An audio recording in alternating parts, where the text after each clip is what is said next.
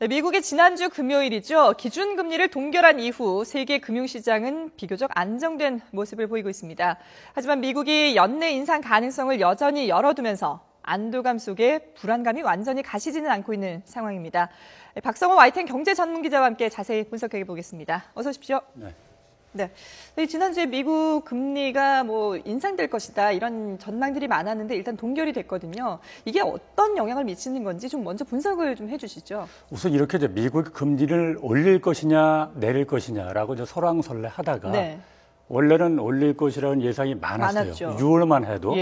그런데 중국이 6월이 무슨 달입니까? 중국 증시가 엄청나게 출렁거렸잖아요. 그래서 9월에는 올리지 않을 것이다 하는 예상이 더 많았어요. 그런데 결국 예상대로 올리지 않아서 동결을 했어요. 그럼 그게 이제 우리한테 어떤 영향을 미치느냐? 크게 두 가지로 볼 수 있습니다. 우선 우리나라 국내에서 보면 주식 투자자의 경우에 보면 금리를 동결했으니까 상대적으로 좀 안심하는 모습이죠. 왜냐하면 올라가면 금리가 올라가게 되면 일반적으로 주식시장에서 돈이 다른 쪽으로 빠져나간다. 금융권으로 빠져나간다든지 아니면 심지어 부동산으로 갈 수 있잖아요. 근데 그런 문제가 좀 완화됐다, 우려가. 그렇게 볼 수 있겠죠. 또 하나 금리가 올라갔을 경우에 가장 큰 타격이 가계부채 문제잖아요. 가계부채가 1,300조나 되고 지금 또 주택담보대출을 받은 사람들은 변동금리냐 고정금리냐 고민이 많은데 사실 고정금리 비중이요 34%밖에 안 돼요. 나머지는 변동이라는 얘기잖아요. 금리가 올라가면 그만큼 더 타격을 받겠죠. 그래서 현재 위험하다고 생각되는 사람들이 100만 명쯤 되는데 112만 명쯤 되는데 일단은 그 두 가지를 볼 때는 금리가 동결됐다는 것은 잠정적으로는 안정적인 요소다. 이렇게 볼 수 있겠습니다. 그렇군요. 이제 개인이 처한 자신의 그 상황에 따라서 이제 좀 다른 분석을 할 수가 있을 텐데, 근데 지금 미국 중앙은행이 이번에 그 금리 인상을 연기를 하면서 옐런 의장이 밝힌 내용이 신흥국 경제가 불안하다. 이걸 이제 핵심 이유로 들었거든요. 이거는 또 어떤 영향을 미치기 때문에 이런 얘기를 한 걸까요? 우선 대개 보면 미국의 금리 인상을 할 때 다른 나라의 사정을 전혀 고려하지 않은 건 아니에요. 약간씩은 고려하고 말로 그런 적이 있긴 있어요. 그런데 이번에는 분명히 중국이나 신흥국의 염려를 앞으로 내세웠습니다. 왜 그러냐? 사실 중국 경제가 굉장히 심각하죠. 지금 7% 성장을 지난 분기에 했다고는 하지만 그 추세가 계속 내려가는 추세이기 때문에 상당히 위험 요소다. 또 중국 이외의 신흥국에서는 만일 미국이 금리를 올리면 신흥국에서 외국 자금이 대규모로 빠져나갈 수 있다. 그건 누구나 예상할 수 있는 것이 그것이 현실화될 수 있거든요. 그 점이 가장 크게 염려가 됐다 해서 참 어찌 보면 상당히 예외적으로 미국 중앙은행 페드 의장이 그런 것을 염려를 했고 10명 중에 9명이 동의를 한 겁니다. 그 중국과 신흥국의 어떤 경제 사정이 중국은 사실 경제가 한동안 화랑을 보이다가 지금 주춤하고 있잖아요. 상황이 상당히 안 좋은 거죠. 어느 정도인가요? 중국만 해도요. 지난달에 수출이 보니까 6% 이상이 빠졌어요. 빠져 있기 때문에 그만큼 그러니까 수입은 더 빠져 있고요. 그리고 중국이 그만큼 침체한다는 얘기죠. 저 증시만 얘기해 볼까요? 지난 6월에 가면 증시가 한 5,000선까지 갔었거든요. 그 수준이었다가 요즘 얼마입니까? 거의 3,000선에서 왔다 갔다 하고 있죠. 그러면 역으로 중국이 그렇게 되면 우리나라가 중국에 수출하는 것도 있잖아요. 그거 얼마 빠졌을 것 같아요? 지난달에 보면 9.1%가 빠져 있습니다. 그러니까 우리나라처럼 상대적으로 기초 여건이 괜찮다고 하는 나라도 그 정도인데 수출이 9.1%나 빠진 거예요. 지난달 대중국 수출, 우리나라 입장에서 볼 때 대중국 수출이 그만큼 떨어진 게 있고요. 그런데 우리는 상대적으로 낮고요. 중국이라는 게 원자재를 많이 빨아들이잖아요. 그 원자재를 수출하던 국가들 더 심각하죠. 그래서 브라질은 최근에 국가 신용 등급이 투기 등급까지 내려갔죠. 반면에 우리는 상대적으로 올라갔죠, 하나가. 그러니까 그게 대조적인 모습이지만 일반적인 우리나라를 제외한 다른 신흥국들은 그만큼 피해가 더 크다는 겁니다. 그렇군요.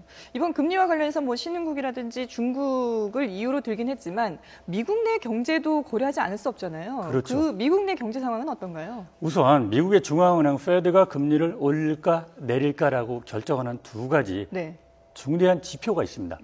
그게 이제 물가인데 물가는 현재 보면 원래 목표를 2% 정도 잡아놨어요. 네. 근데 거기 못 미쳤어요. 1.2%입니다. 예. 이번에 회의를 끝내고 그 페드의 정책 결정자들이 네. 예상을 했는데 내년에 물가가 좀 오를 것 같대요. 그래도 많이 올라도 1.8%가량입니다. 그럼 여전히 2% 물가 목표에 미달하는 겁니다. 예. 또 하나 보는 게 실업률입니다. 실업률이 좀 낮아야 좋겠죠. 예. 현재 5.1%거든요. 내년에는 4.8%까지 내려갈 것으로 예상을 하고 있어요. 좀 더 쉽게 설명을 하면 네. 실업률이 낮아지면 사람들이 취업을 많이 한다는 뜻이고 그렇죠. 임금을 많이 받는다는 뜻이고 네. 그럼 물가가 좀 올라가는 경향이 있는데 문제는 실업률 통계라는 게 여기 함정이 약간 있어요. 지금 실업률 통계가 이렇지만 직업을 구하기를 포기한 사람들이 있어요. 이 사람들이 경기가 괜찮네? 나도 취업 운동을 해볼까 하면 일시적으로 실업률이 더 올라갑니다. 실업자로 포함이 되기 때문에. 포함됩니다. 예. 그렇게 올라가기 때문에 그러니까 실업률과 물가인데 네. 자 실업률은 사실상 완전 고용이 가깝다고 평가가 됩니다. 네. 올릴 수 있는 여지가 있었습니다. 예. 물가는 2%에 한참 못 미치기 때문에 올리질 않은 겁니다. 이번에. 예.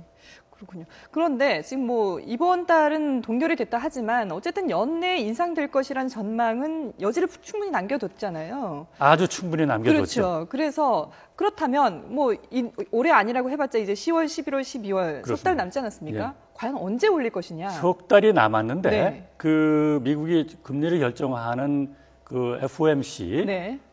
공개시장위원회를 여는 것은 1년에 8번을 엽니다. 예. 그래서 이달에 열었죠. 다음 달에 엽니다. 11월 달에 한 번 쉬고 12월 달에 엽니다. 사실상 2번 남았거든요. 줄여서 말씀드리면 다음 달하고 12월 달 2번이 네. 있는데 이르면 다음 달에도 올릴 수 있다라는 가능성을 일단 열어놨어요. 네네. 글쎄요. 어떻게 될지는 모르겠지만 그 얘기는 결국은 네. 미국은 올리겠다 하는 이야기는 강력히 이야기하고 있지만 예. 시장에서는 과연 다음 달에 올릴 수 있을지 이르면 빨라야 10월, 12월이 되지 않을까라는 관측이 더 많습니다. 예, 그렇군요. 그런데 사실 미국이 금리를 올릴 것이다라는 전망은 오래전부터 이미 예견이 됐던 됐죠. 사항이잖아요. 예. 그래서 어떻게 보면 전 세계 시장도 어느 정도 좀 충격에 대한 준비를 했고 이미 한번 출렁였기 때문에 대비를 충분히 했다고 볼 수 있는데 그래서 문제는 미국이 금리를 올리느냐 올리지 않느냐가 중요한 게 아니라 과연 언제 얼마만큼의 시기와 폭으로 올릴 것이냐 이게 중요하다라고 그렇죠. 보는 시각들이 많더라고요. 일단은 올리지 않았으니까 현재는 괜찮아요. 네. 현재는 상당히 요동이 없어요. 네. 그런데 여전히 불확실성이 있는 거죠. 그렇죠. 그래서 불확실성이 오히려 더 커졌다. 쉽게 얘기해서 매를 좀 일찍 맞는 게 낫지. 이거 지금 페드는 숙제가 여전히 있는 거 올려야 되는 겁니다. 소리는 들고 있는데 때리질 않으니까 불안한 거군요. 그리고 올리겠다고 얘기를 했어요. 예, 그렇죠. 올리지 않으면 무슨 문제가 벌어지냐면 이게 연준에 대한 페드에 대한 신뢰가 문제입니다.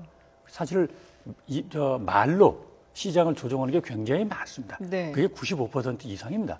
실제로 행동하는 것보다. 예. 그런데 이번에 올리기로 자꾸 얘기를 하는데 네. 올릴 것 같은데 언제냐? 그게 아마 지금 상태로 볼 때는 10월은 좀 어렵지 않느냐. 예. 다음 달은 아닌 것 같고 12월이 좀 유력하다라는 얘기가 나오는데 문제는 더 폭입니다. 얼마나 그렇죠. 빠른 속도로 예. 올리느냐. 일반적으로 0.25%포인트 정도로 대개 올렸다 네. 내렸다 하는데 이번에는 이게 예상한 거를 보면 예. 그러니까 이번에는 조금 올릴 수 있어요. 근데 내후년까지 굉장히 상당히 빠른 속도로 네네. 큰 폭으로 올릴 가능성이 있고 네. 실제로 이번에 끝나고 나서 기자회견할 때 그런 얘기를 많이 시사를 했습니다. 그래서 정리를 하면 네. 12월 달 설이 더 유력한 것 같고요. 현재는 예. 그 폭은 처음에는 작지만 앞으로 1년, 2년 내에 상당히 큰 폭으로 오를 여지가 있다. 이렇게 전망을 할 수 있겠습니다. 그렇군요. 12월에 오를 가능성이 그렇습니다. 있고 그 시기와 폭이 이제 상당히 클 것이다 이런 그렇습니다. 전망인데 그러면 여기에 대한 우리 대비는 어떻게 해야 되는지 충분히 지금 대비를 하고 있는 건지 거기에 대해서도 좀 얘기를 들어야 될 것 같아요. 그렇죠. 예. 우선 여기에 관련해서 이주열 한국은행 총재가 미국의 공개시장위원회 발표를 보고 네. 나름대로 분석을 했어요. 분석을 했는데 첫째 뭐라고 말씀하셨냐면 10월 인상도 배제할 수 없다. 다음 달 인상도 배제할 수 없다. 네. 대비를 해야 된다. 이런 말씀을 했어요. 네네. 그러니까 우리가 주로 점검하는 게 뭐냐면 네. 우리나라가 금융기관이 또는 정부나 빚을 지고 있어요. 외채를 그렇죠. 지고 있는데 이게 비중이 어느 정도인지 현재는 괜찮아요. 한 30% 초반대거든요. 네. 그러니까 상관없는 게 아니라 상당히 안정적이고요. 보통 30% 초반이면은 안정적으로 상당히 보이는 안정적이죠. 안정적이죠. 전에 예컨대 94년도라는 것은 1994년은 IMF 3년 전이거든요. 그때하고 비교해 그때는 한 120% 정도 됐었어요. 단기 외채 비중이. 우리나라가 가지고 있는 외환 보유액 중에 단기 외채의 비중이 120% 됐는데 지금 30% 초반이에요. 상당히 안정적이죠. 그 당시의 외환 보유액과 지금의 외환 보유액은 거의 15배 정도 차이가 납니다. 그러니까 두 가지를 볼 때는 상당히 안정적이다. 이렇게 얘기를 하지만 금융이라는 것은 일시적으로 올린다 하면 또 빠져나가게 되면 그 연쇄 효과가 있기 때문에 우리가 절대로 안심해서는 안 되죠. 모니터링을 꾸준히 해야 됩니다. 예, 알겠습니다. 네, 미국 금리 동결과 관련해서 박성호 YTN 경제 전문기자와 함께 자세히 분석해봤습니다. 오늘 말씀 고맙습니다. 네.